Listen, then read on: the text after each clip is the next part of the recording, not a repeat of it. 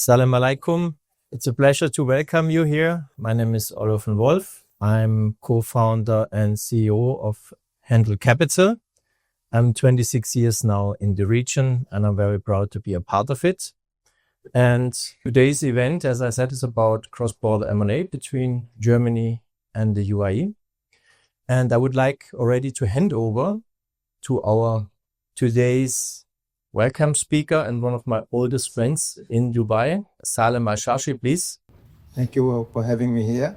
So I just give a small brief of 2 minutes, if you don't mind, and then need your attention. Well, Dubai has been transformed from the marvelous progress from the desert to current development. And we look at Dubai at the moment as one of the magnificent cities which have achieved remarkable, outstanding, based on our visionary of our leadership, which have given the name at the Dubai become an international corporate business commerce. And we talk about Dubai. Dubai have given a lot of energy to our investors for the freedom of the business, as well they have given a freedom to the transparency of the law over here and everything. In terms of development, Dubai is one of the best design international architects which have developed, like you look at the metro, the roads and all this stuff and everything. And also on top of that, we have Dubai, the skyline. I don't know if you believe the landmark. Talk about Burj Khalifa, Mam Jumeirah and everything. So this wasn't achieved, could not be achieved based on our visionary and as well as our leadership who have given this kind of, development. So I welcome you to Dubai. Feel free.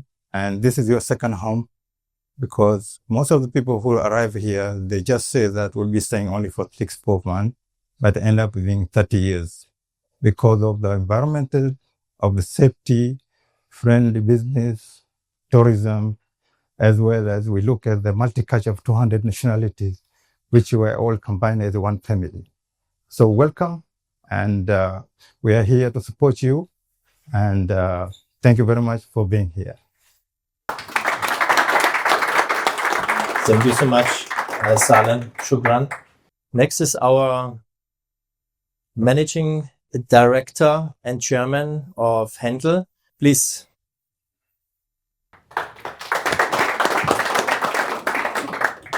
Good morning, everyone, and thanks for being with us today. I think most of you have been with us before to the Capital Club series. So thank you so much for coming back again to be part of our Handle project. I will just let you know a little brief about what is Handle and the origin of Handle. So Handle is a new concept, the bold new concept of consultancy.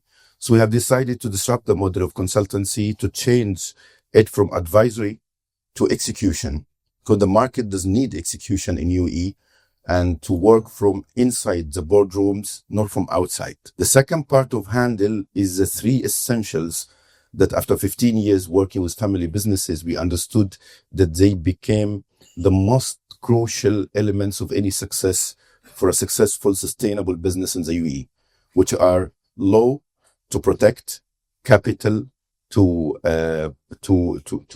deploy your business, to sustain your capital flow to your cash flow, and also to make your project expansion and your business growth sustainable, and strategy, which defines the operation.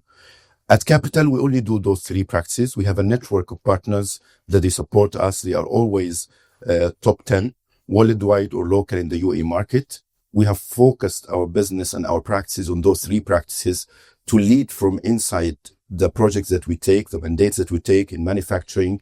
Currently, we have high demand in manufacturing. As you know, the initiative of Make It in the Emirates, technology businesses, fintech businesses, other tourism businesses, and all types of businesses that we have under our family businesses. And normal now, corporate side is getting a huge demand to our businesses requirements.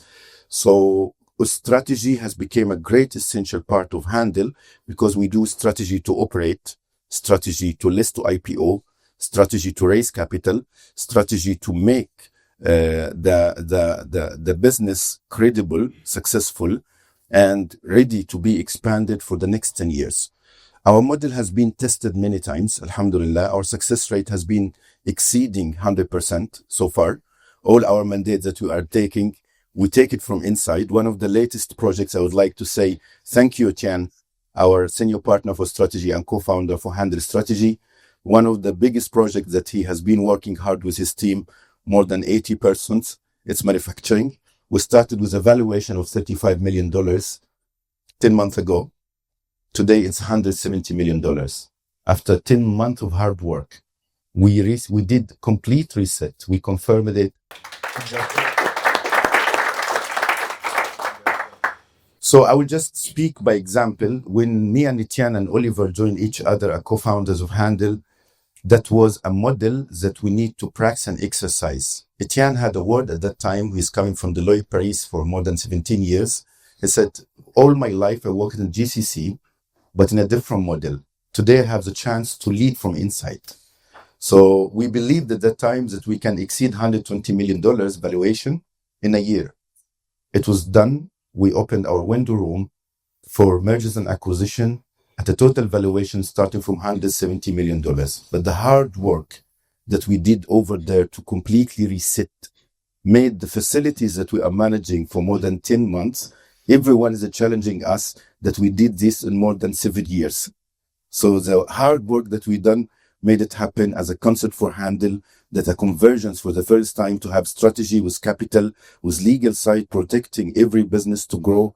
And we are happy to see you here today and to keep in touch with you and discussing with you more opportunities. How can we support your businesses grow in Dubai? Thank you. My name, I think I know most of you actually. My name is Gordon Einstein. I'm a lawyer in technology and business, originally from Los Angeles, California, but happily residing in Dubai these past 5 years. Got married here, had a baby here, so I guess this is home. And that's going to naturally lead into the next meta topic, which is what is this all about? What is the context?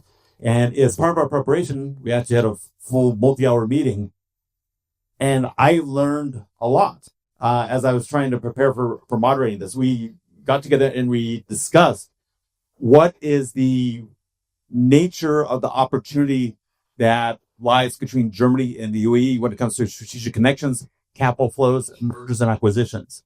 And we all got together and we whiteboarded it out. So I always like to, pictures and words explained nicely. And we made a miniature analog Excel spreadsheet on the wall. Germany, two things, has and needs. The UAE has and needs. And we drew bidirectional arrows between the two categories. So what the UAE has is what Germany needs.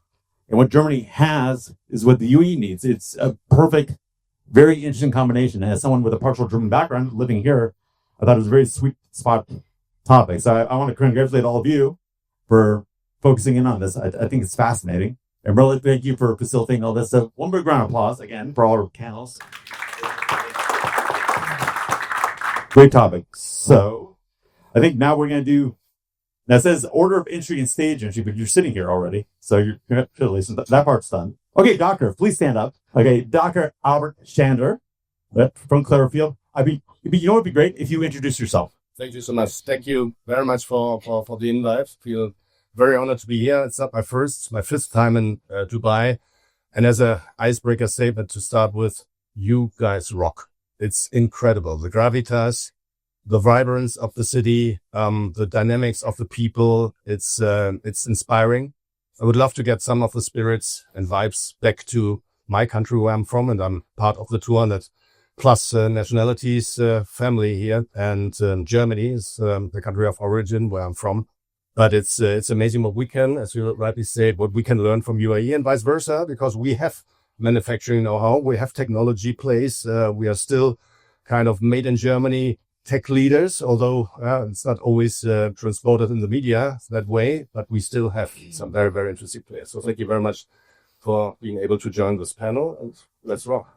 And all right, but listen, you don't get off that easy. So that's the opportunity. Who are you? Who am I? Albert. I'm not the doctor. I'm Albert. Okay. I'm one of the founders of Clairfield International. We made Clairfield, which is maybe the most globalized boutique investment bank, mid-market M&A organization in the world, headquartered in Geneva, Switzerland. So clear statement, we are the Anglo-Saxons, we are the European ones. Yeah, we are the counter-statements against the Anglo-Saxons, which is very important. You're just starting off on a great. Yes, Okay. exactly. Do some marketing. I'm one of the founders of Clairfield, so I joined the group in 2004. And we made it an organization of more than 33 geographies covered until to date, with 48 offices and 500 M&A corporate finance professionals with boots on the ground these days. And we are focusing on cross-border M&A. And I was having a couple of side talks here in the intro phase. I don't know why UAE buyers never made it on our short list for the transactions that we are advising on the sell side. I don't know. Do you want the answer? Because this panel hadn't happened yet. All right, exactly. So, I mean, let's do that as an intro. Ex-married, 4 kids, and in my part activity, I'm also serving in the German army. I'm a colonel of the German army in the paratrooper Regiment 31, which is the MEO regiment. So that step is something I'm focusing on as well. I would like to have a couple of statements about the hotspot sector in Europe right now, thanks to Ukraine, which is defense technology and defense and security. Thank you. And you and I have something in common, Which is? we both used to work at. I'll give you a hint. 2008. 2008. What happened then In Germany? in the world? I mean, subprime? Lehman Brothers. Lehman. Yeah, okay. Right, exactly. But I left Lehman Brothers I'm not saying you're responsible, but yes. ahead of that event. Exactly I learned my lessons at Lehman Brothers. So you Yeah. Nice. Yeah. I mean, post college, yes. Great to meet you. Yeah. I wasn't responsible either, but Exactly. I was. You always put that away. Yeah? But I mean, I love Oh, it's right in your bio. I'm sorry. It wasn't ChatGPT doing a deep dive. It just came out. Yeah. So, anyways, big round of applause, please, for our special guest. Biggest. And Mohamed, you talked about Handel. I want you to talk about yourself. You have a fascinating background. Hostage negotiator. You got to stand up like he did. So I'm just, if I would like to define myself at Handel, I'm the behind desk person, the rolled up sleeve performing executive at Handel. Love to work, love to develop, love to strategize and deliver our projects. That's what I do exactly at Handel. You're going back. I'll Yes, previously. You have an amazing background. You've engaged in very high stakes negotiations under tough circumstances. Mm-hmm. And I've gotten the opportunity of working with you over these several months. And I see that you have a gentle style. You have a strong intellect, but a gentle style. And you bring people together that wouldn't necessarily be able to reach agreement or accommodation or at least a modus vivendi. But that, I think your background as I don't want to steal the lead, but I would like to dive into that a little bit because I think that lays a lot of context and also facilitates this sort of cross-cultural, cross-market conversation. So please. So at the beginning of my career, I was a military negotiator working with international military conflicts. And it was cross-border and always international. So I was deployed on my first mission was UN. It was called the UNAMID mission. Immediately after the AMIS, African Union mission to Darfur, has been having lots of troubles and issues, and we have been the first deployment over there. So for a total of 1.5 years, I was managing the negotiation team in a very young age at that time. But luckily, I was Class A negotiator, the only one available to go for the deployment. Then my career sparked at that time. So I spent my time with military negotiations, military contract negotiation, defense contract negotiations, logistics contracts negotiation. All of that was all of my life to be to the military side and international conflict resolution. And then you graduated to warlord negotiation. Yes? I participated in many negotiations between different countries, and I led negotiations with our teams from United Nations, and I got a great opportunity to be part of a crisis resilience risk management committee with the European Commission in 2010. Then I was deployed after this to be permanent staff with the European Commission. Then I led I upgraded my career from the office manager of the National Office for European Commission Risk Crisis Resilience to the South Mediterranean. And I finished my career with them as a regional director and co-director, one of the top 13 executive directors, leading crisis management, risk management with IMF. We have a lot of programmatic funding, risk management. So I enjoyed working there to the financial side and to the humanitarian development side. Along to this, I was learning a lot about family business, joined the team of 3 consultants. They are great consultants in family business who developed the first concept of family enterprise advisory from Saudi Arabia. There I found that negotiation is to build leverage. Negotiation is to get winners on the table. So when it comes to family enterprise and family businesses, negotiation has made a different shift to my understanding. How can we do it to the business side? We bring people together for investment. We bring people together after conflict. We bring people together to think about the future, solve previous matters. So family business has given me a total of 9 years of extensive knowledge of how we can convert the model from international negotiations to business negotiations and commercial negotiations. And that's why we have formed our elements to be founded by legal and law, because legal and law builds a structure and makes clarity of negotiation. And then we are standing here today converting commercial negotiation from international conflict resolution. Okay, I'm glad you tied it back into you because you're very modest, and so your personal bio ends up being a handle biography. But I think your background's amazing. So, what's tougher, getting 2 fighting brothers? What's tougher, reconciling 2 brothers fighting over the parents' legacy, or negotiating with the warlord to release hostages? So I have good memories about military negotiation that you were always much easy. Nothing compared to a family fight, right? Because the family enterprise disputes are much more of passionate, and I have lots of compassion. So honestly, it's much more harder to the business side negotiation. But here you are doing it. Hey, thank you, Mohamed. Thank you, round of applause. Thank you.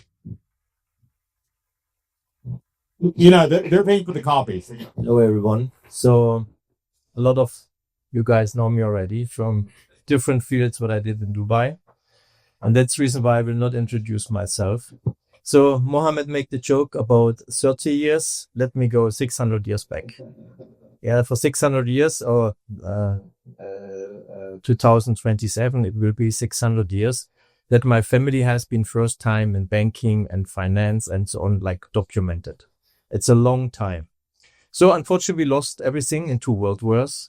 And you grow up then with this mindset of being rich, but you don't have money in your pocket. Yeah, but you still have specific values which you try to live.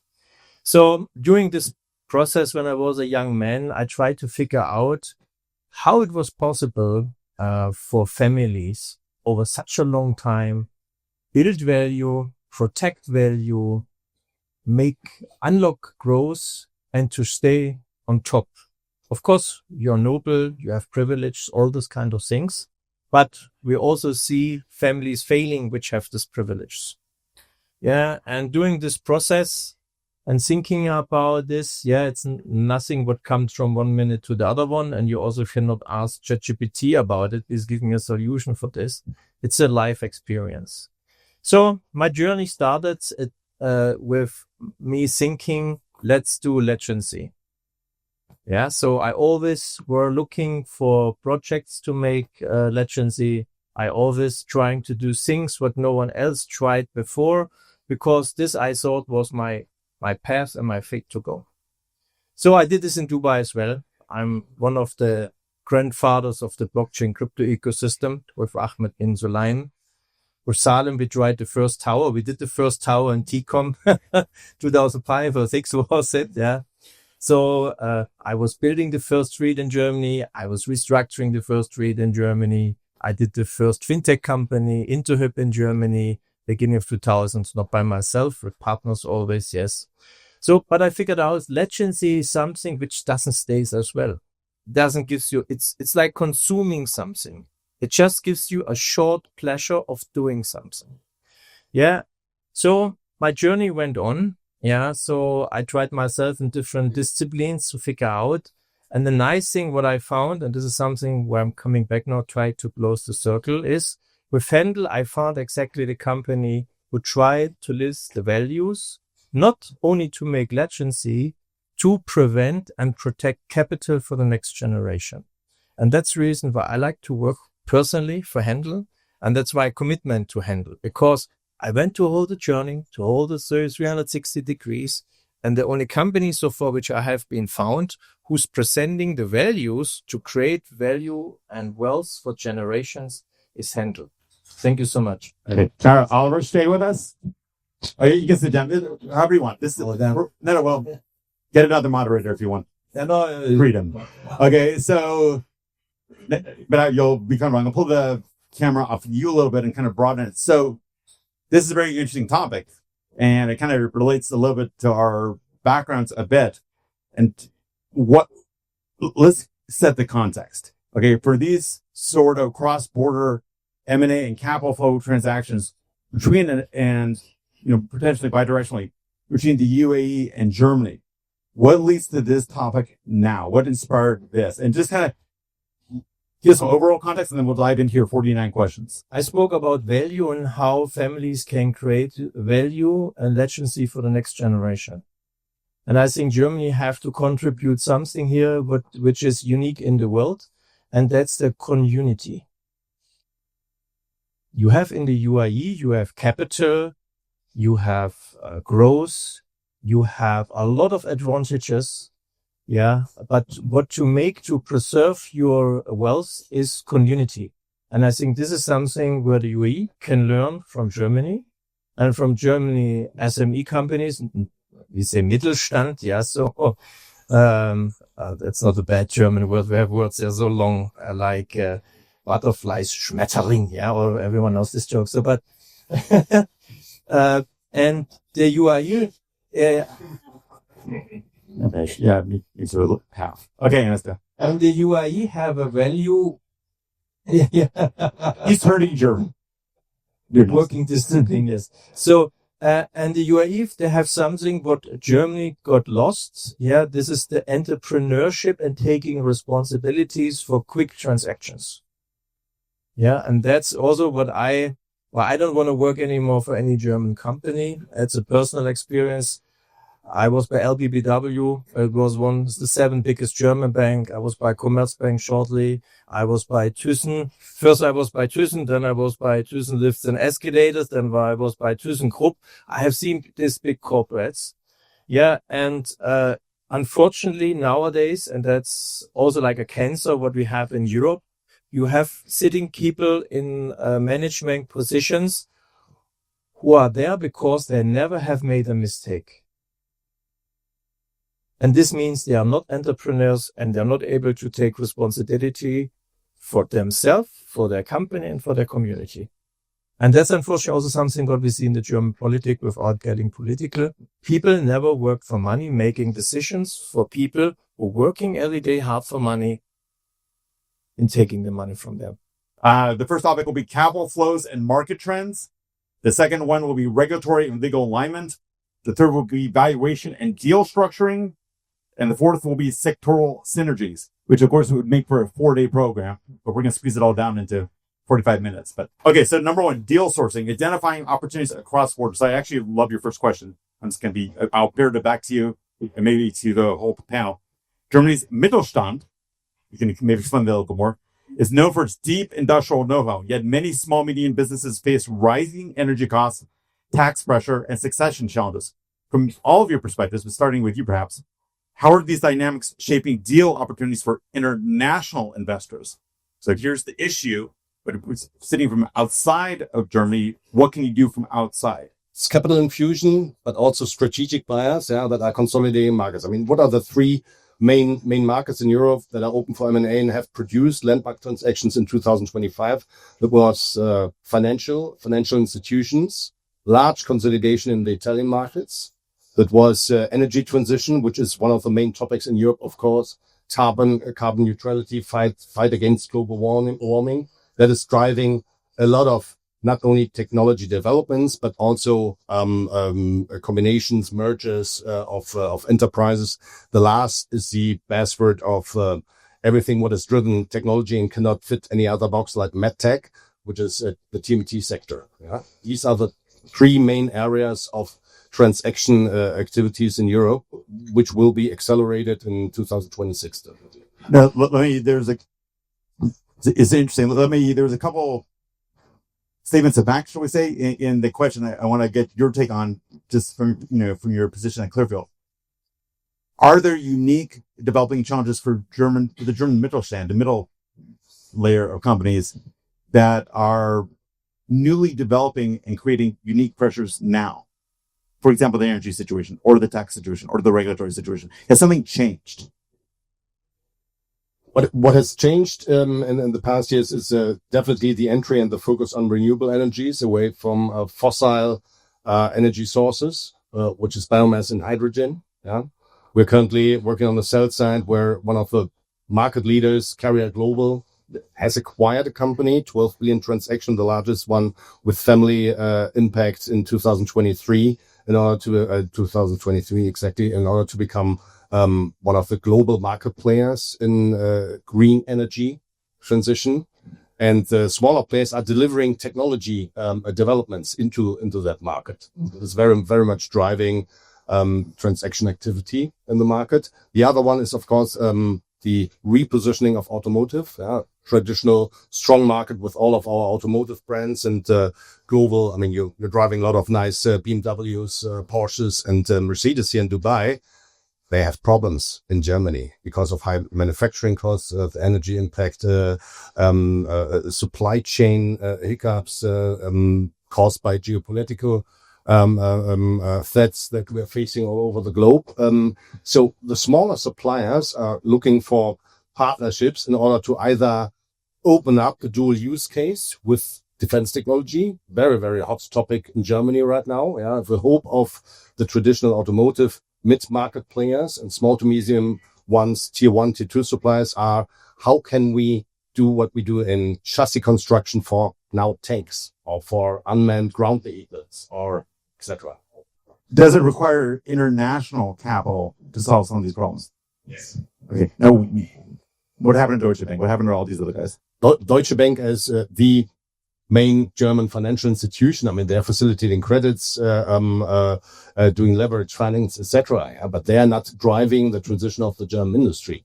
These are the players itself. Yeah, and the German Mittelstand, define German Mittelstand. I even would say that a 3 billion market player, like for instance, my client Fiesmann, is still a mid-market player, although generating more than 3 billion in top line management.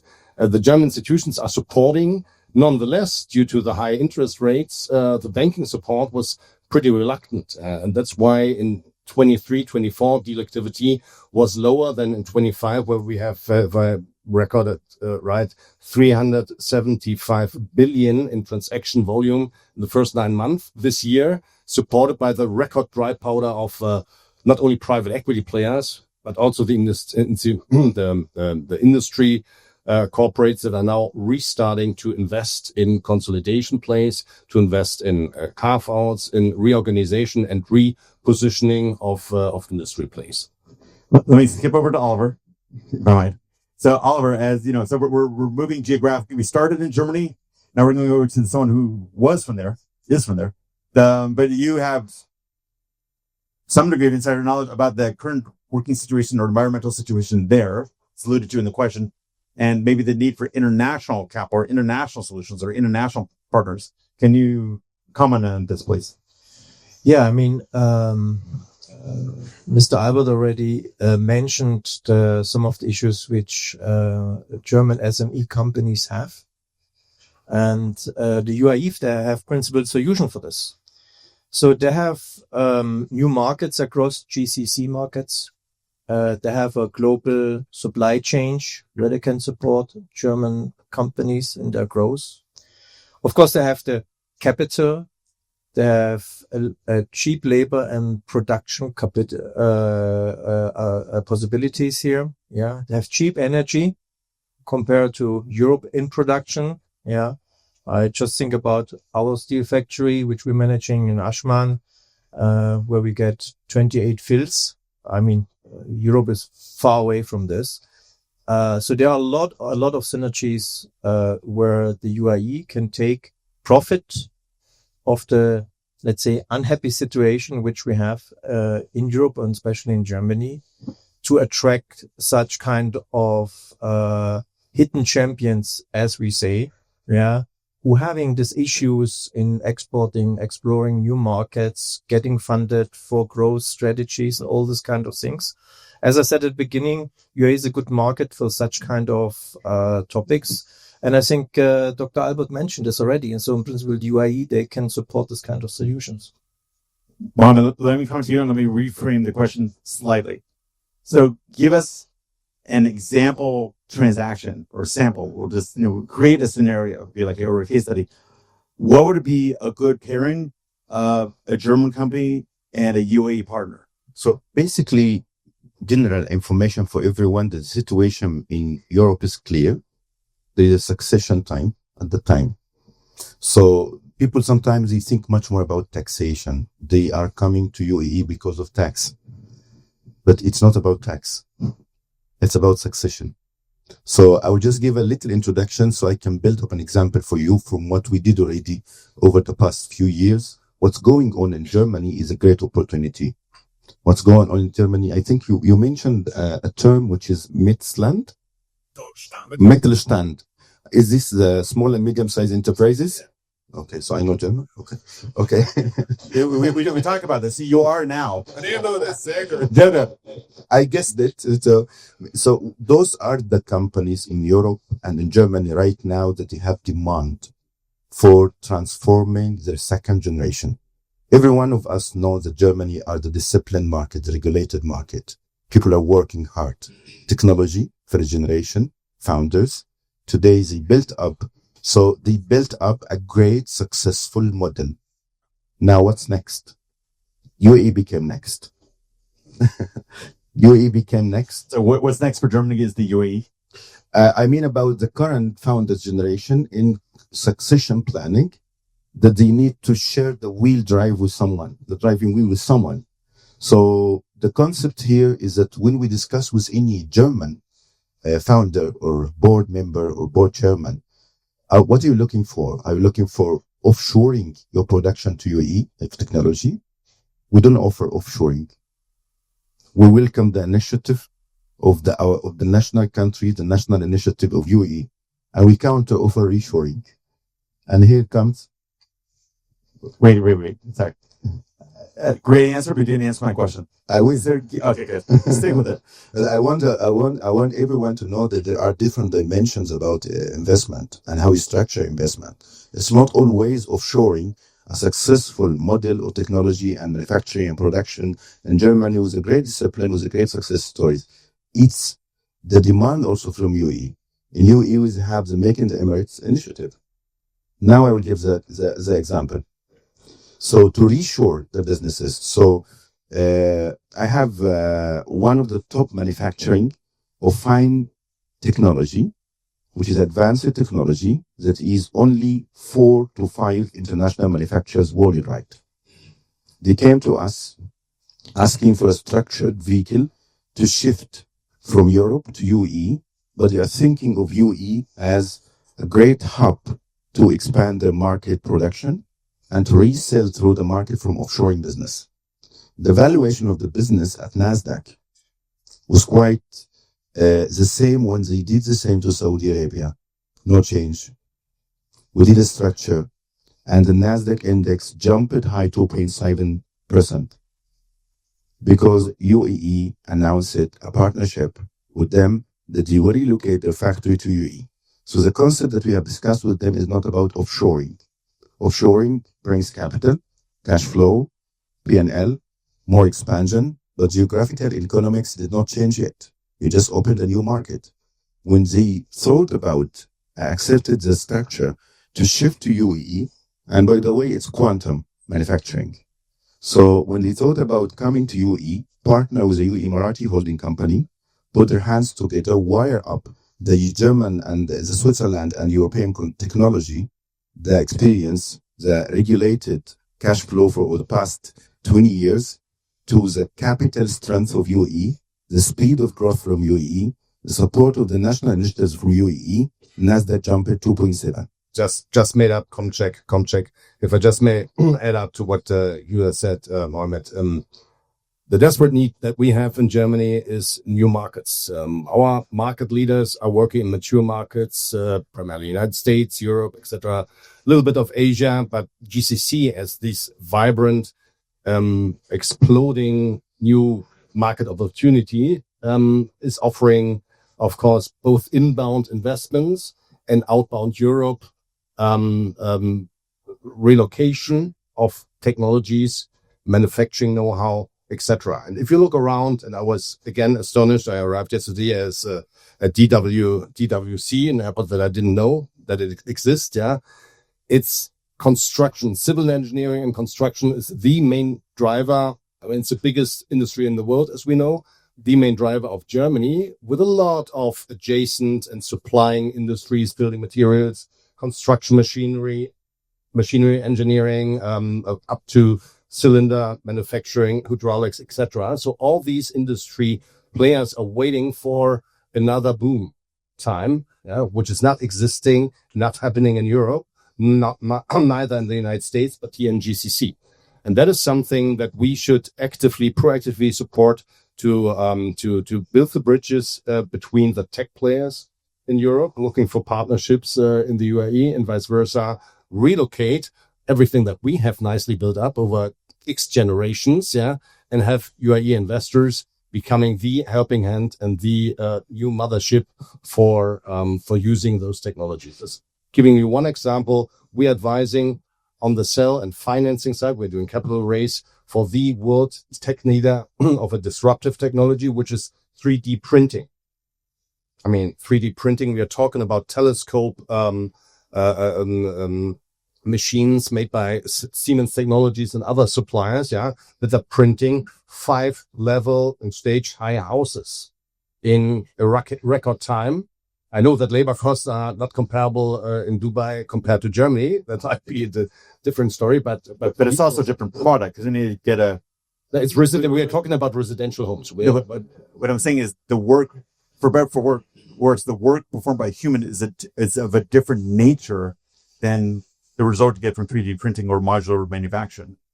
Right. Nonetheless, it's a market demand that is growing here compared to Germany. And Germany is experimental. Here in Dubai, it would be, I think, a massive rollout plan to get those kind of disruptive technologies developed in Europe back to the markets here, and simply get these players down here to be opening their businesses. Fantastic. So, Mohamed, let me come back to you. I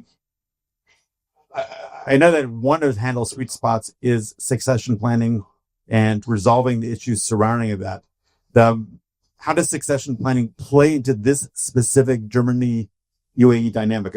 Obviously that's maybe something inherent to the Mittelstand, middle-sized companies, and what's going on here? Well, it's a bit similar concept to family business succession planning, but it's much more economic wire up between two partners. The concept here between Europe migration of business, it's not a complete migration of the businesses to the GCC, that they wire up with a next move to reassure the businesses to operate in the UAE with the speed of capital deployment and the speed of growth and the new demand. So it's a succession here is adding a vehicle for partnership to open in UAE.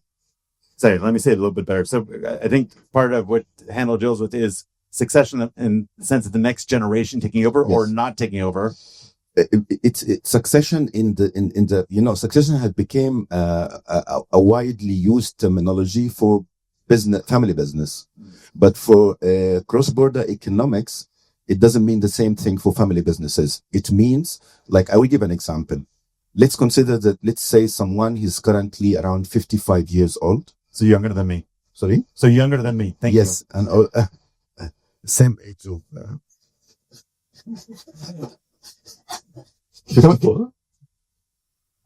45. 45, okay.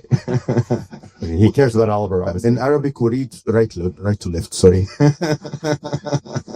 So let's assume that we have a founder of a great technology business related to industrial development, where everyone knows what Germany is producing to the whole world. Has been working hard for the past 25 years, maybe, working hard on his SME startup. Now it became a mid-size enterprise. What's next for him? That's the point. Where he can go next? That's a big question now in Europe. Offer his shares. What is his position today? If you look at his sheets today, as his, data sheets, cash flow is amazing. But profitability is not the best. Regulations are very strong. There's a problem. This is a big problem in Europe. So what should he think for? The past 5 years, he has been touring the world, participating in many exhibitions, conferences, printed maybe 5,000 business cards, exchanged with everyone. I have this great manufacturing facility, product technology in Germany, Switzerland. I'm thinking to open new markets to GCC. And it picked up with him a few times. Cash flow started to rise up. Balance sheets became healthy.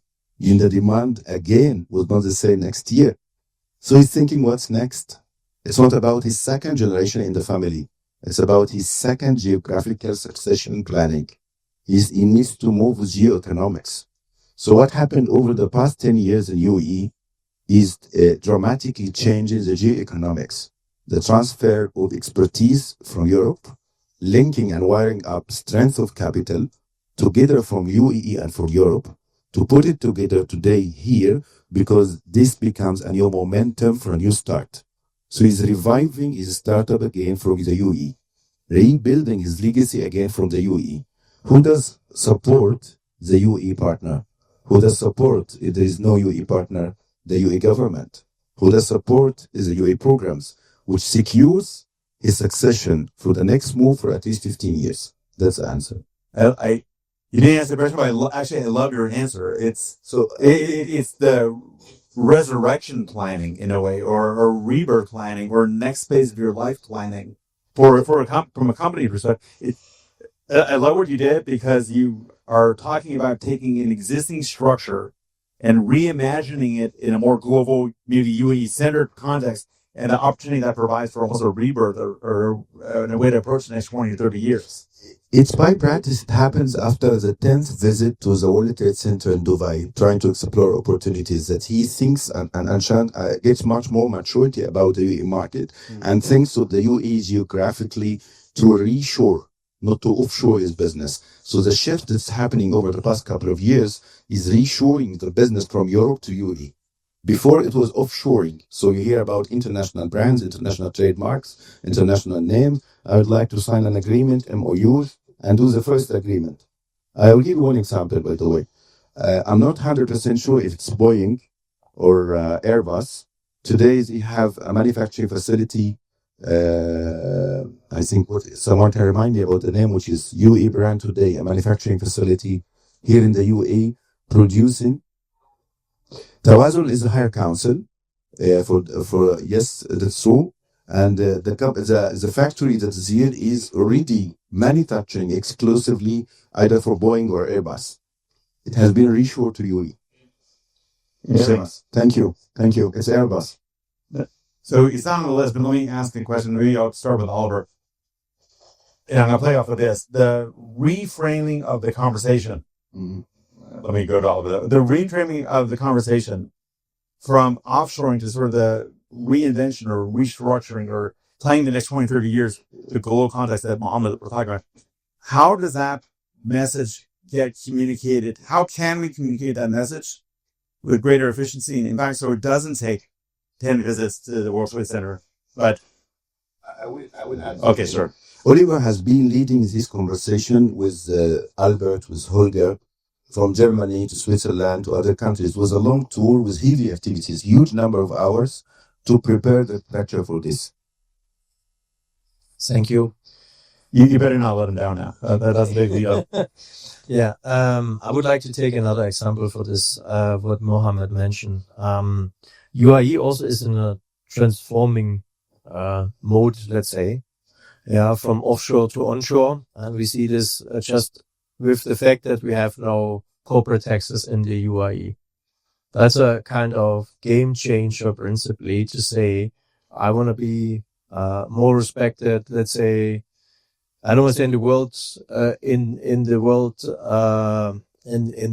the world forum, but implementing taxes, implementing a tax structure, is a focus on companies which are paying taxes and which have a long-term view and proposition to the region.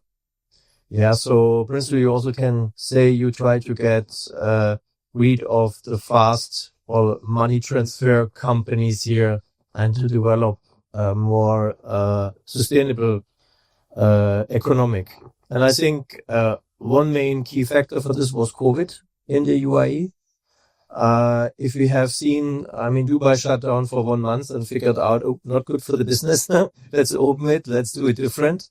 Yeah, but they also figured out something else. They don't have a diversified economy. Yeah, and I think this was the main idea, which at least what I see on the top leadership in the UAE to say, we are pending too much on maybe tourism or something else, and we do not have a diversified economy. Because there was one Emirati who did quite well during this time, and this was Ras Al Khaimah. Because Ras Al Khaimah has production, has different diversified economy lines, and I think that's very good what's happened there in the process. And this is where I think that especially SME companies from Germany can contribute building up the country. And we had similar historical examples in Europe as well. There was used to be one German country named Prussia. Yeah, and Prussia with the same principle what the UAE is doing today. Of course, it's like 300 years ago. But the Kingdom of Prussia said, I don't care about religion. Let be a mosque beside a church.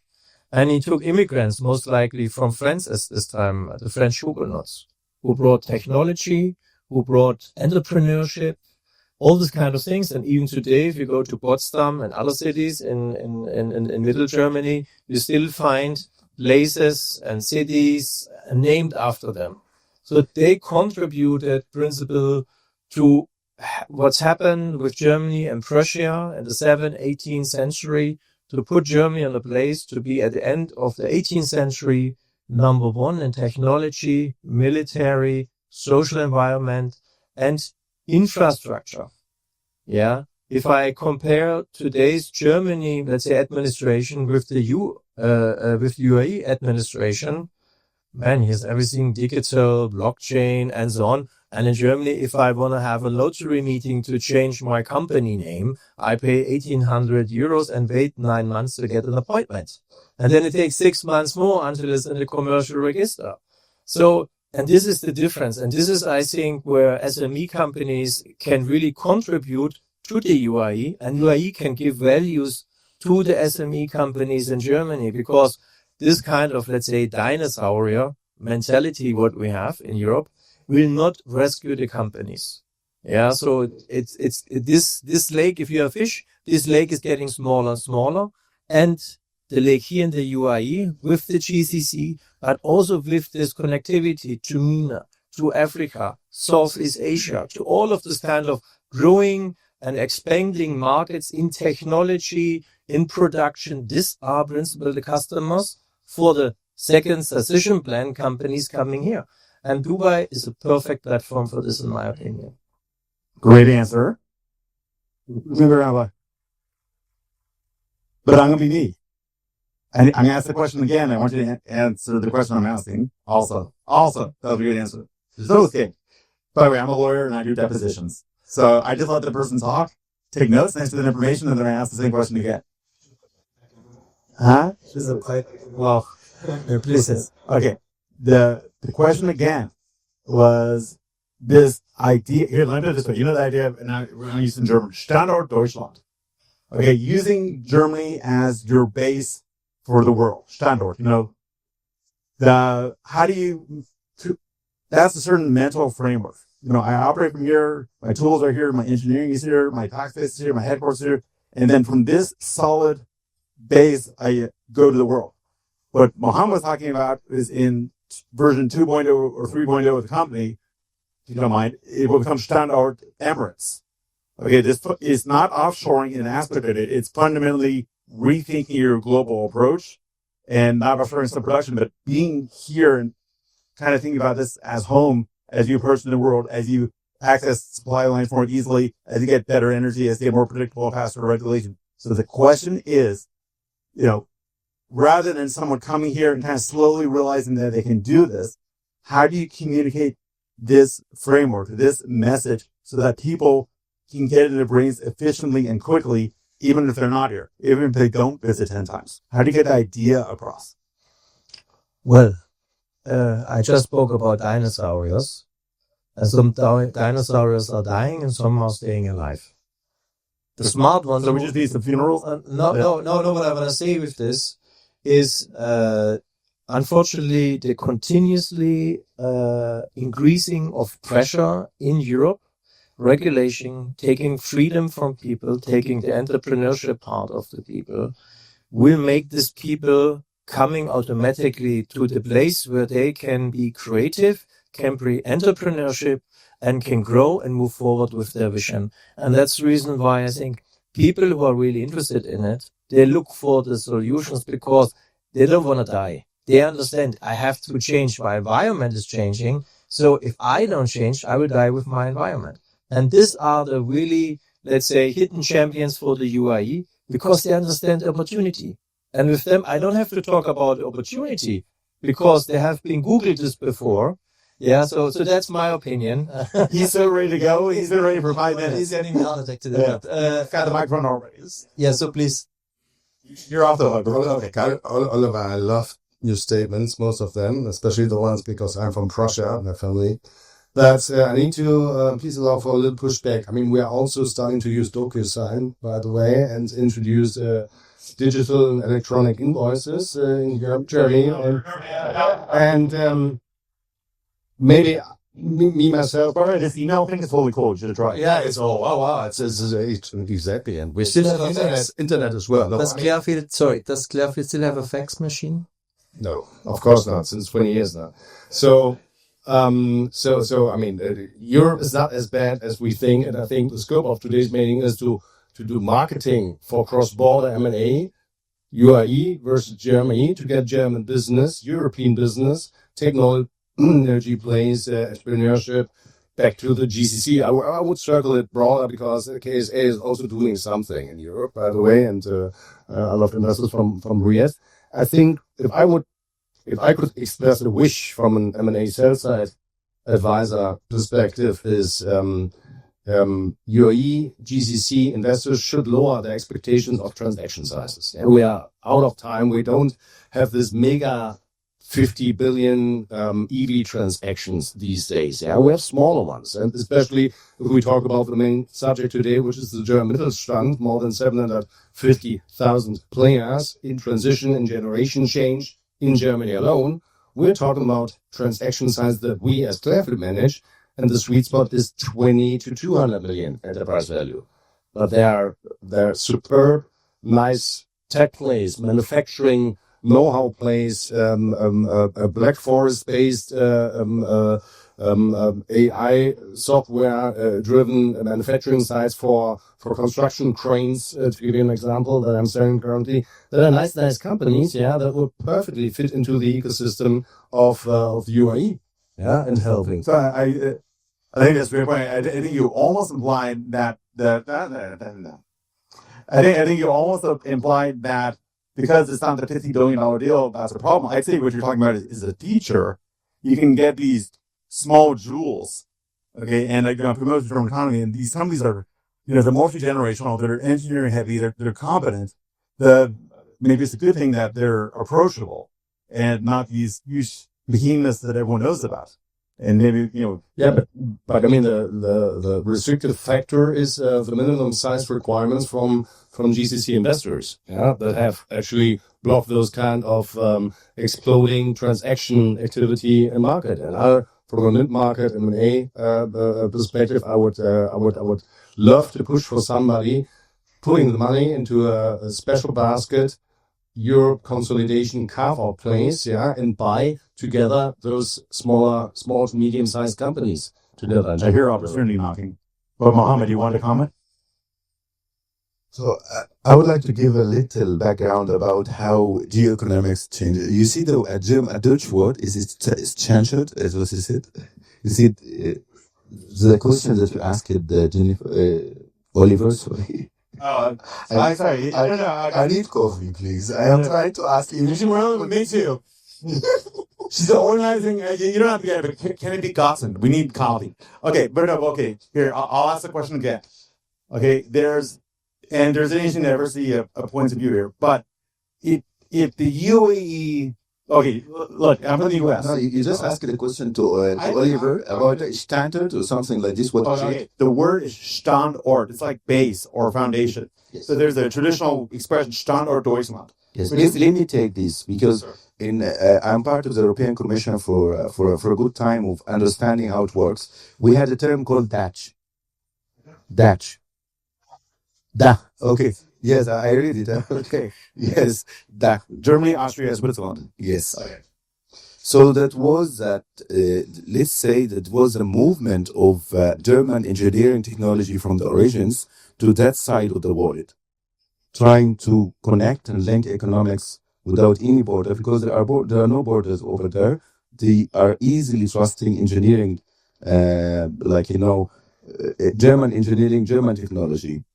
So it's still there. The expression Dach? Yes, 100%. Okay. The reality of the German engineering, for example, German technology, it is also still there. I mean, is Germany capable? Yeah, they have a huge 100%. They're great. It's on the hive of the success, let's say, success line at this moment. UAE and GCC was also on another hive of a success moment for making a bigger, faster move in the future. So it's much more about transforming and expanding, from my point.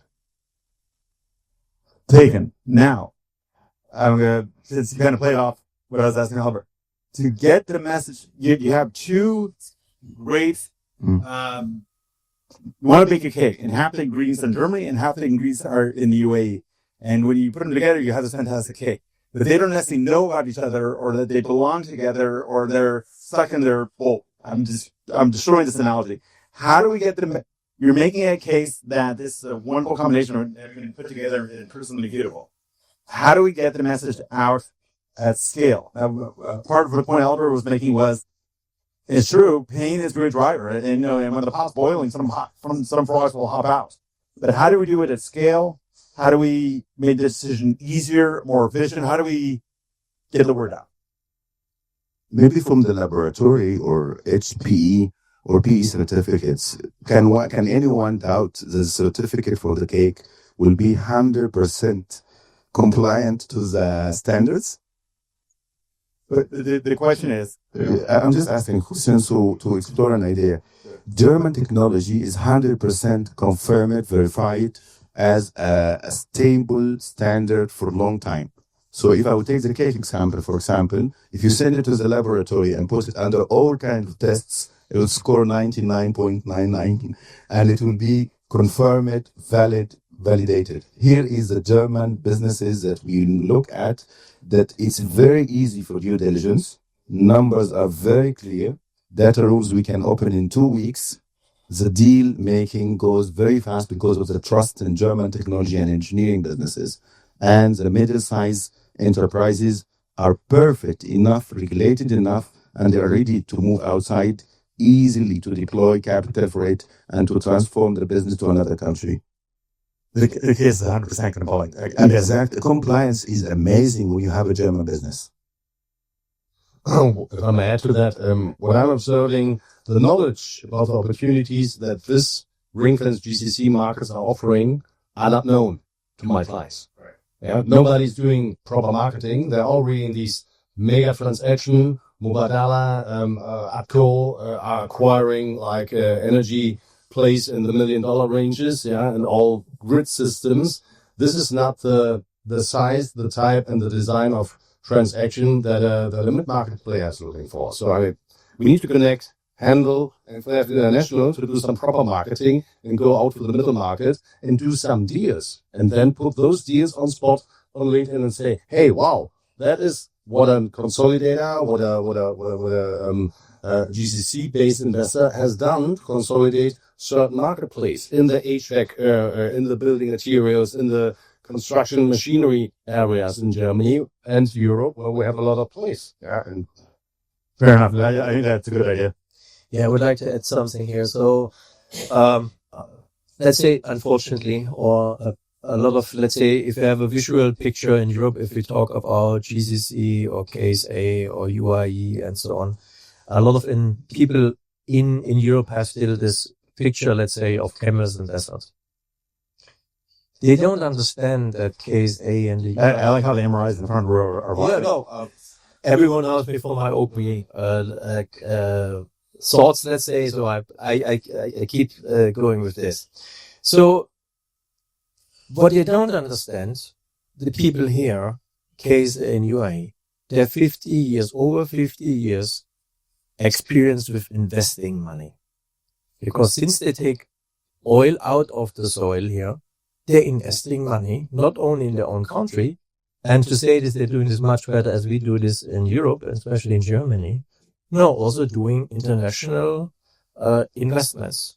So the opportunity is very big because, let's say Germany is not facing people who have no knowledge about how deal making, deal sourcing, investments, private equity, all these kinds of things are working. These guys here have more experience as we have in investing because they're doing nothing else in the last 50 years as doing this. So that's a kind of, and this is something where I would like to switch a bit to another topic, a part of the discussion. We talk about the advantages, but let's talk about the hurdles which we have to connect this both. Yeah, we have an engine and we have electricity. So let be us this part between to connect these both things that the engine can run. Yeah, so what is ours? This, for example, and Salma, you remember Mr. Bülow when he was here? Yeah, we tried to explain to him staying in the desert in Tikom, free view to the Burj Al Arab, and the guy standing there said, he never will be a city. Yeah, so I mean, we went through all of this experience, and today sounds funny if we talk about this. It's a kind of story. Yeah, but at this time, it was because they didn't understand the opportunity here. Yeah, and this is something what we have to connect. So it's, let's say, cultural understanding of each other. Yeah. So I think alignment in strategy, very clear picture. What the UAE investor wants, for example, what the UAE wants, and what the German wants. So we have to combine this alignment about strategy and finding the right terms. Valuation. I always make my joke about the greedy German and say that no, so it's an economic German. German mentality is best quality for lowest price. That's part of our mentality. That's the reason why we build the best cars, why we're most efficient and all these kind of things. Yeah, so, the mentality here is a bit different. Yeah, they want transparency more in the deal. They want to have reporting and this kind of things. So we have to align this kind of things to match it because it's about how to evaluate the business. It's very important that there we get a match in the valuation. If we want to be deal makers, we need to have a clear understanding what is the value of the company which we're going for it. And last but not least, I would say government and trust. Principle, let's say German mentality or Middle Europe mentality is not far away, in my opinion, from an Arabic mentality. We are interested in building long-term relationships. No, sometimes the communication is different. We Germans, we like to come 10 minutes meeting, coming to the point, shake hands and leaving. Yeah, so with this it's difficult here because here you have to meet each other, you have to understand each other, you make friendships, and based on this trust, then you create relationships. So there are a lot of kind of hurdles which are to take, and I think what Handel and Clairfield can be here in this case is we can be the connector, let's say, yeah, the traffic light for for transferring the let's say the capital to technology and technology to long-term developing for the UAE. And I think there's something what we can talk also and discuss. And I also would like to hear the audience about their opinion, how they see this. Yeah, because advantages we understand. Yeah, what are the hurdles to take to make these advantages reasonable and also bringing it down in numbers and financial numbers to make it attractive. So Dr. Schander has something to say. Then I want to ask one final question quickly amongst us that plays off what you just said, and then we'll open up to the audience. Just wanted to add up to this cultural thing. I fully agree, Ollie, that I think we can bridge the hurdle, and from sellers or sellers advisors perspective, compared to other potential origins of where buyers come from. United States, pretty difficult these days. Russia, not existent these days. Asia, let's wait. Japan, I mean, you spend 1 hour exchanging the card before you even start talking, which is not a German thing, by the way. That's why Japan has never succeeded in doing large or small cap acquisitions in Europe, primarily. Yeah? I think this cultural bridge or this cultural layer can be established very, very easily between UAE and Europe. Fair enough. Now, I want to ask one more question for the panel, pulling up, Oliver, your point, and then I'd love to, like you said, open it up to audience questions. So actually, kind of, you're all touching on it. What are the main challenges in UAE Gulf or, UAE German transactions? What are the pitfalls? You mentioned valuation, getting on the same page, some cultural. What are the gaps you need to navigate, and then how can you most efficiently navigate them? Mohamed, maybe you want to lead. It's about understanding deal and opportunity. Because there is a big issue that we usually face with cultural and awareness about getting into a mergers and acquisition for a European-based businesses. The usual thing, I would just like to give a practical point. Cash flow looks very good. Balance sheet is not good. So is this a business to be evaluated on a high valuation or go underrated valuation? That's the biggest challenge I can see. Regulations, UAE is fast regulation. The examples that was given by Oliver, like you can have your POA here in maybe 7 minutes, 12 minutes. You can do it. You can have a VIP transaction in 3 minutes. You can do whatever you want. So the system here is quite easy to incubate and facilitate the growth or the kick-off launch of mergers and acquisitions that can be deployed to the UAE. Financial regulations are amazing here at the same time, but evaluation is the biggest challenge of understanding the culture of the business valuations coming from Europe. Sorry, to Oliver's point, does the beginning of the corporate tax regime somehow help evaluation because at least you're getting semi-objective numbers and common reporting? Is there a common vocabulary being developed? So I would be interested to get the comment from Dr. Albert. Nice dodge. He has a very good point. I have seen his eye going to this because he's a deal transaction person doing it for the past. Clairfield is the top 10 in Europe, and they are the godfather of transactions. So I'd like to hear from him. The real challenge is, do we see it the right way from UAE, or there are other challenges there? Godbrother. Of course, I wouldn't contradict yourself, my friend, at all. I wouldn't worry about valuation plays. Definitely not, because what you are offering compared to other buyers, you're opening new markets, which is a very, very important additional factor for a seller to consider. This investor is coming from UAE. Although I have to agree on a discount, and maybe we package this discount in a nice earnout modeling and combine that with a growth perspective. So I have no doubts that I can present in UAE and market and promote a UAE buyer compared to all the other nationalities, especially the European buyers and the private equity scene, easily into each and every carve out and portfolio breakout and new positioning transaction that is here to come. And all the stock quoted companies in Germany, we have a couple of those being the biggest industry in Europe with the biggest ECM markets. UK is not Europe anymore, so now we are number one. in Continental, but we are definitely looking for. I love your smile when you said that. UK is not Europe. Well, I'm German.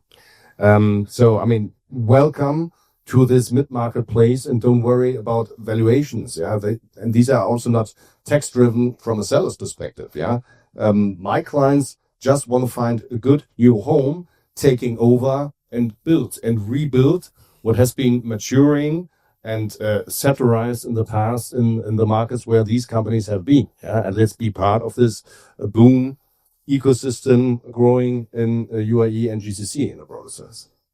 Beautiful. Maybe a final comment before we open it up to the audience?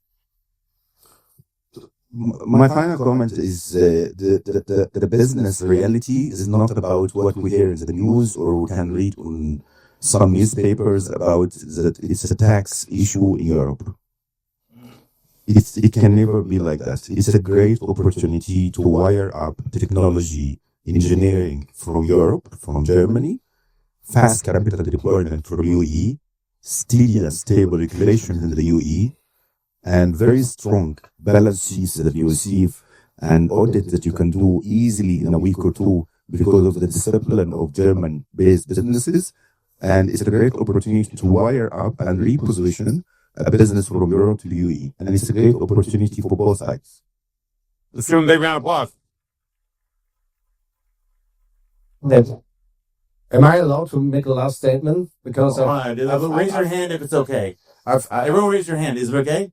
Okay, it's okay. Before we give it to the audience, so I've downloaded. I would love to give you a quick download with examples, live examples, and use cases where you maybe find yourself familiarizing with one of your contacts and your backgrounds to be a player in Europe. The top largest transactions this current year, talking about the first 9 months in Europe, with private equity participation. None of those were done with UAE buyers, but EQT, Sweden, together with Silver Lake Partners or Silver Lake Capital from the United States, they acquired Software AG. So the brand already mentioned, we are talking about a tech play. Software AG, it's an 8.5 billion transaction, largest one. CVC Capital Partners, US, bought Swissport, which is an airport in Switzerland, of course. Blackstone, taking pride of Ardeas Homes from Spain. Blackstone again, United States, 5.4 billion. Bain Capital and Advent, both United States, acquisition of Apleona Group, which is from Germany, 4 billion. That is facility management. Facility management, civil engineering, construction, new builds, which is not happening in Europe right now. We are only retrofitting. We are restructuring. We are not building new homes, but all these facility management firms. And we just spoke about Dussmann, etc. As a commercial negotiator, I have done 4 big deals. They are above $100 billion. You know who is following the deal flows of international aviation businesses? US. And we would like to replace that US impact in Europe and replace it with you guys. And there are only 4 players that are visible in Europe right now, and we should do promotion in order to widen it up and to enlarge this group with this Mastar. They're looking at multi-billion commitments in renewable energy and portfolio extensions, but they're acquiring Hitachi out of their grid, networks, for 4 billion. There are many other smaller players, that are doing heat pump development, that are doing energy storage for residential homes combined with solar panels on the roof, etc. Mubadala, biotech healthcare, that is the main healthcare driver. I believe there are many more investors looking at medtech and healthcare and biopharma plays in Europe, where we have fantastic, superb, smaller, 20 million turnover plays. ADQ. Over the past 3 years, we have received more than 20 plus pharmaceutical, medcare products, technologies from Germany in specific to the UAE. I agree. Yeah. And then ADQ and ADIA, they are expanding in Europe as well. But I mean, this is only 4 out of maybe 1,200 potential buyers for European sell sites that Clairfield, Clearwater, Goldman, whoever Lazar Rothschild is advising on. So I mean, we actually have me jazzed up on this topic. Yeah, it's interesting because Post. Big round of applause for this amazing panel. I think we went pretty deep and pretty fast. That was great. So really well done to all of you. It was beautiful. I like the diversity of opinions. I like the analytics. I like how you're playing off each other. It was great. And now, dear audience, special prize to the first question. So introduce yourself, who you are, and then please ask your question. Yeah, hi, Holger Scheer from Saxon Global here in Dubai. What I have understood is that in order to facilitate investments in Germany, would have to have like a transmission machine, like a fund. What I would be interested in to know is what size would that fund need to have roughly in order to pick precisely those SME companies that you're targeting. And the second, what I'm interested in is, what you're trying to achieve is some sort of translation of local investors to understand the business in Europe and be able to invest in Europe, which means how would a team running such a fund need to be set up in order to be successful? Maybe if I may start, being in Europe right now and advising companies, it's a very simple math. If you're talking about a 500 million fund and you're talking about platform investment in Europe, in the agri-tech space, heating, ventilation, air conditioning space, energy transition space, hydropower, healthcare, and the fourth thing might be really defense tech investments. And you're doing platform investments where the platform is worth about 20 and you do add-on acquisitions. You talk about 50 million plays times 10 or 5 in the bigger size. Yeah, but I mean, I would rather start at the right number and the right size of the fund than smaller and do parallel transactions. The market is a buyer's market, yeah, and you invest. I mean, despite all the headwind, the tailwinds that we are facing in Germany, especially with capacity and investment backlog and infrastructure, etc. Yeah, all accepted, and we are working on that to improve. But the market is hot, and it's not a bull, it's a bear market where apparently the valuations are not the main driver for getting a deal done at the end of it. And please introduce yourself. Thank you very much, Khalid Saeed, the chairman of Khizana Rabbits. Out of experience, I think it's a wonderful discussion between Germany and UAE, and I think the UAE has been a leader and a pioneer in terms of attracting international capital. And I think I come from Saudi Arabia, the next door gigantic market that is now just waking up, and under the Kingdom Vision 2030. And you know what? Let's not look at it only UAE or Saudi Arabia. Let's look at it as a GCC. In this case, it's a 1.5. Can we consider Egypt in Middle East? I think Egypt needs to catch up. It needs some more time to catch up. So I think why would we think that the GCC market is an attractive market comparing to other global markets? If we look at the GCC, all national currencies are pegged to the dollar, so there's no foreign exchange risk. It's a dollar-denominated asset class. This is a great hedge against any currency fluctuation. So any global investor would be happy to do that. GCC are the largest exporter of remittances worldwide after the United States. Can you imagine that? For decades. Yes. We are the largest exporter of capital worldwide after the United States. Of course, we cannot compare this. Just a confirmation of what I said before, yeah? Exactly. Long-term experience. Absolutely. And the largest to the US sovereign bonds. Absolutely.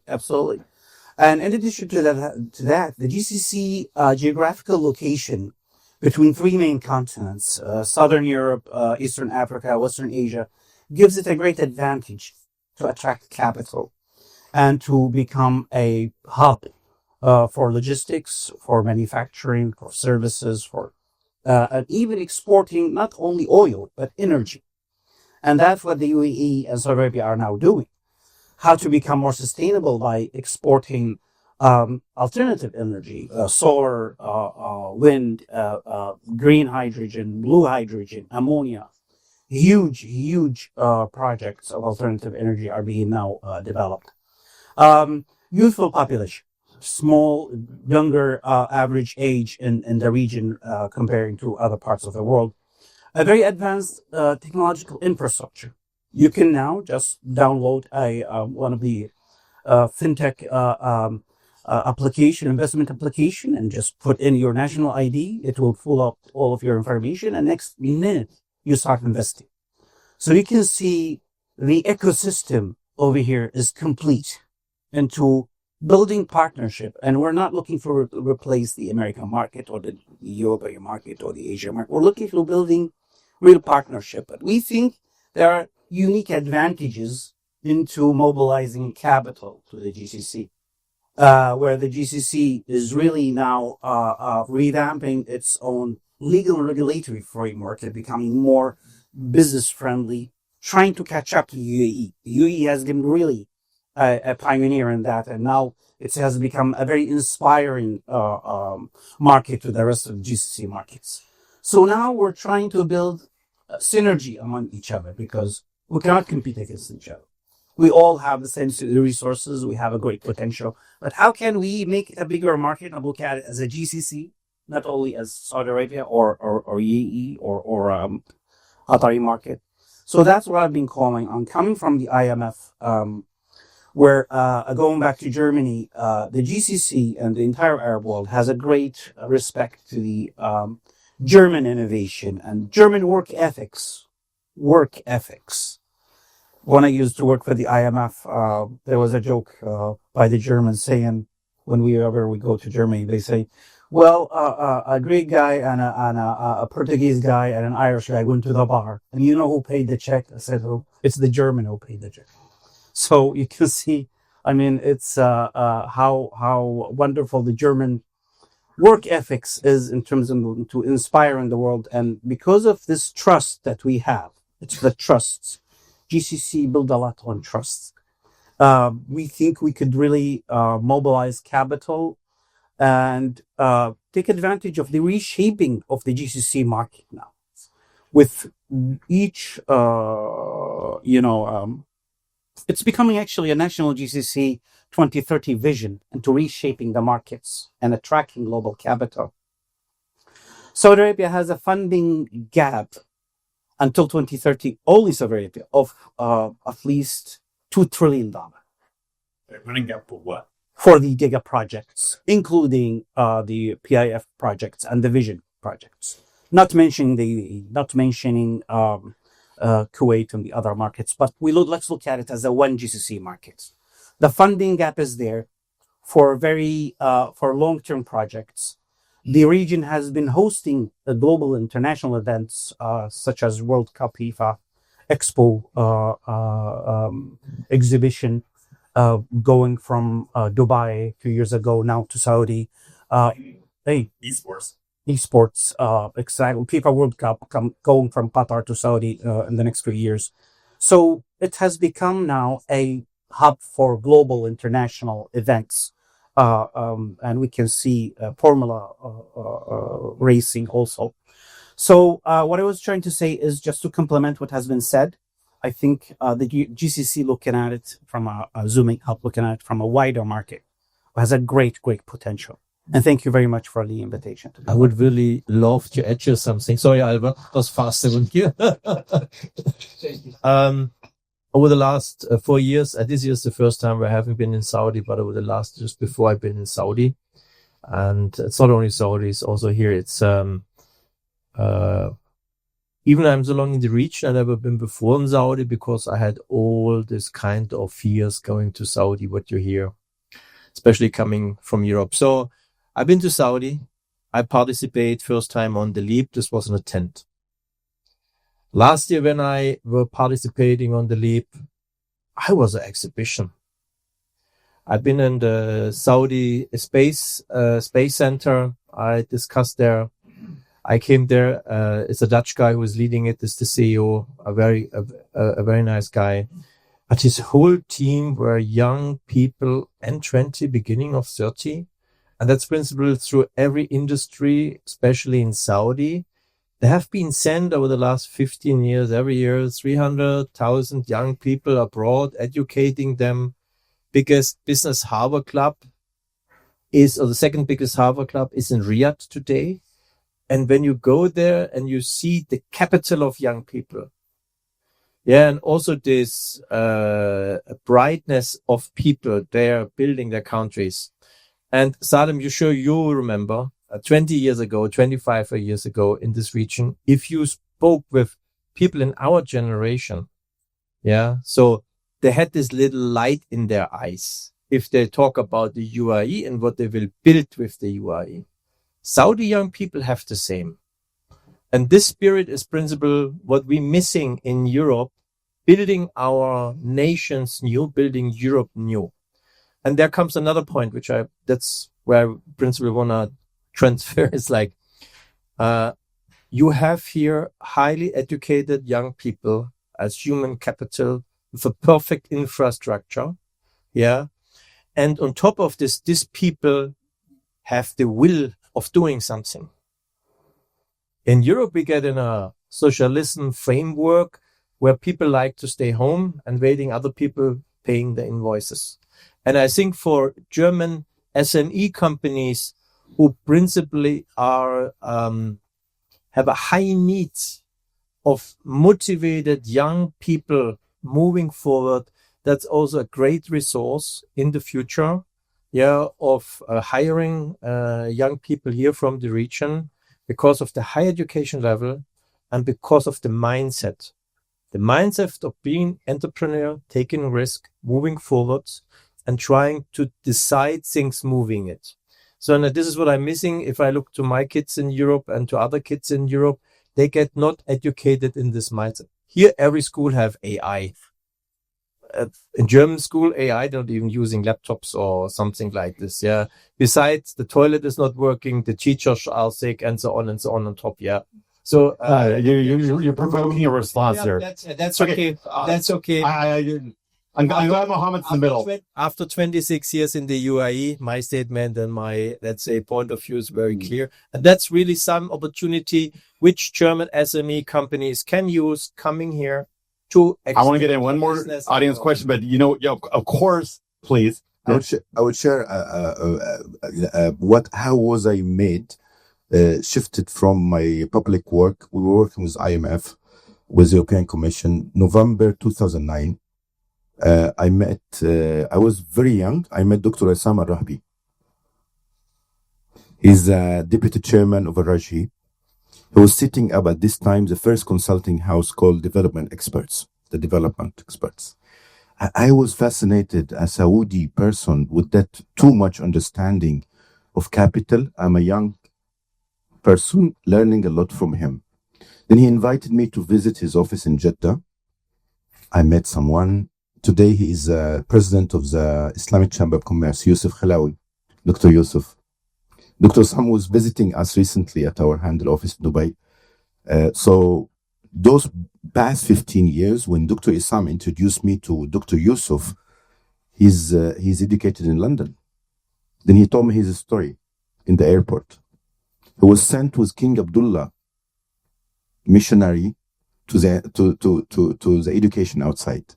I have met many CEOs from Saudi Arabia that they think and understand about capital much, much, much more mature than many other international names because of the King Abdullah project that was done.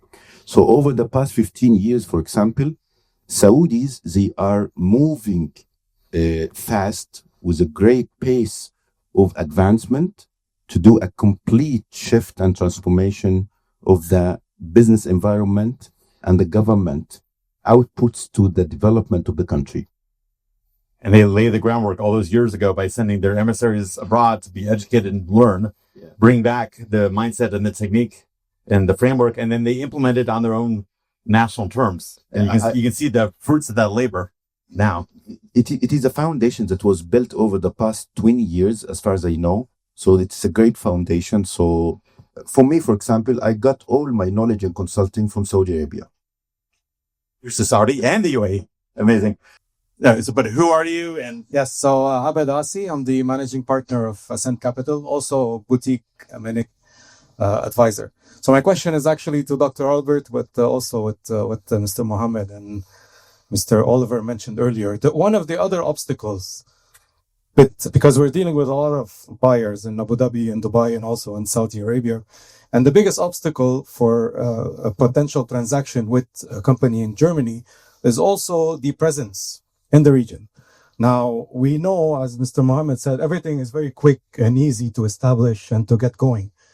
But we also know that we're here to help and support in that process. What we don't know is that if the sellers in Germany or in Europe are willing to come in and, be, let's just say, agile enough to deploy very quickly to establish that. Because the biggest obstacle, again, from the requirements of the buyers is always that they need a presence either in Abu Dhabi or in Saudi Arabia.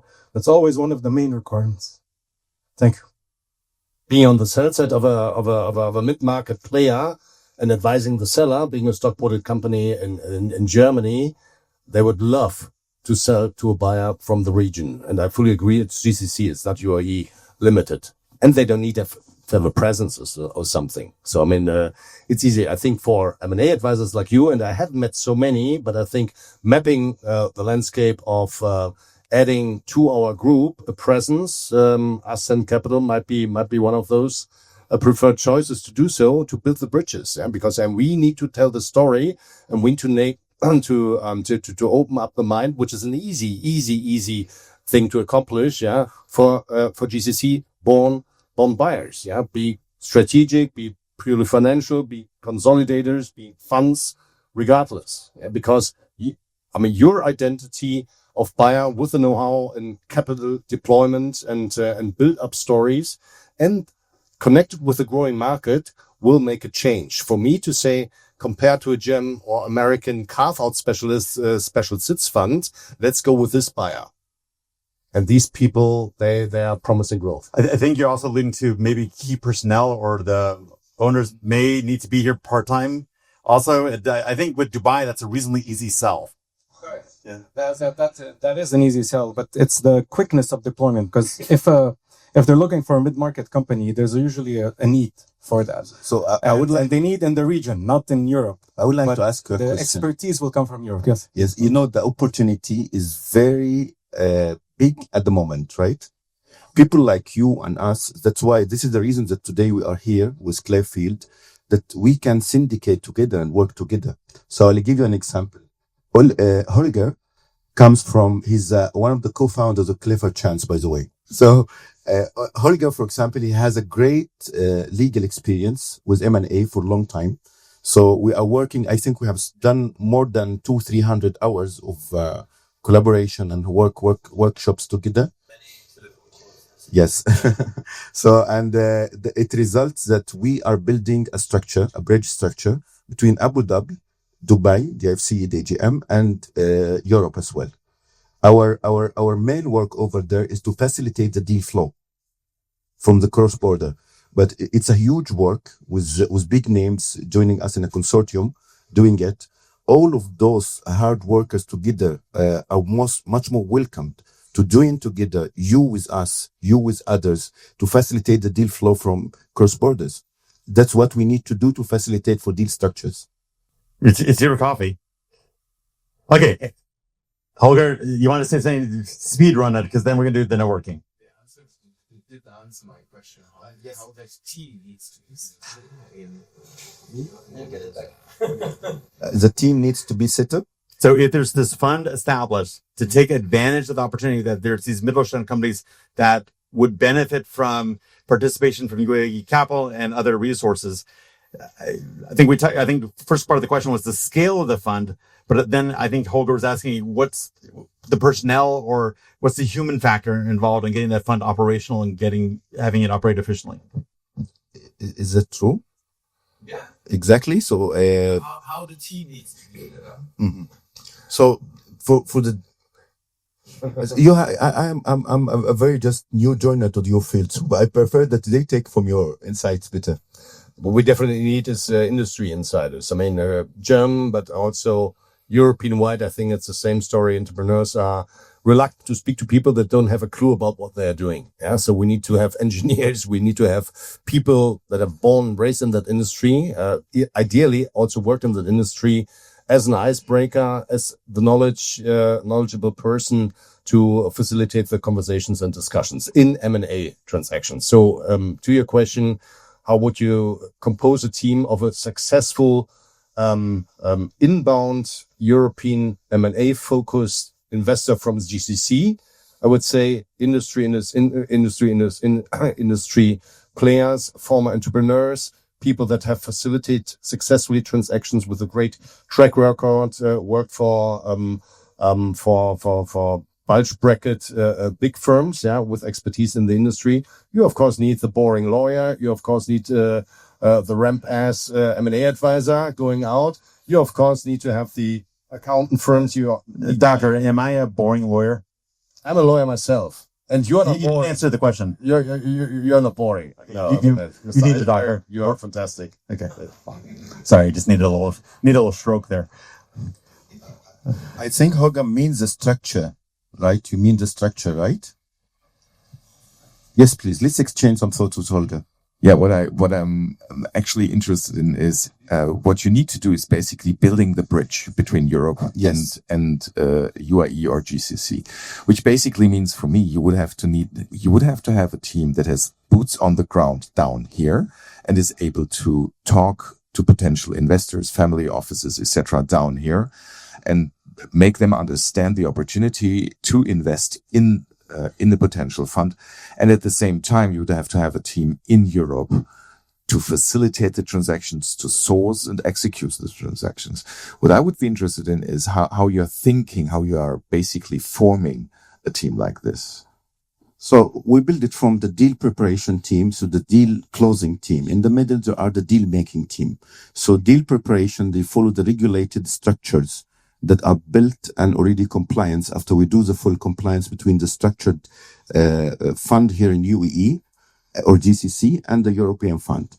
Once we finish the compliance here, we need the too much support of legal teams, compliance teams, regulatory teams. Boring lawyers. Sorry? Boring lawyers. You know, I think most of people in M&A, they started as lawyers. There you go. Okay, now folks. You guys are awesome. Big round of applause. Love it. Now, before anyone says anything, please stand up, go there, and get some coffee. Amazing panel. Good job. Well done.